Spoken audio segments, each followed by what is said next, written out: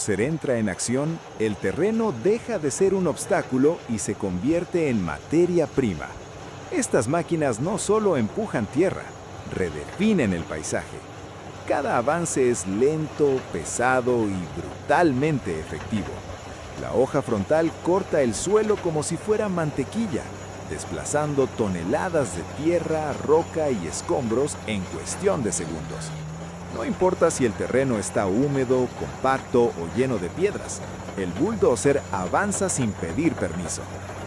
Debajo de esa estructura de acero trabajan motores diésel colosales, diseñados para operar jornadas completas sin descanso.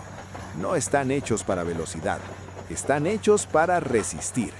Mientras el operador mantiene el control milimétrico desde la cabina, la máquina transforma un terreno salvaje en una superficie utilizable.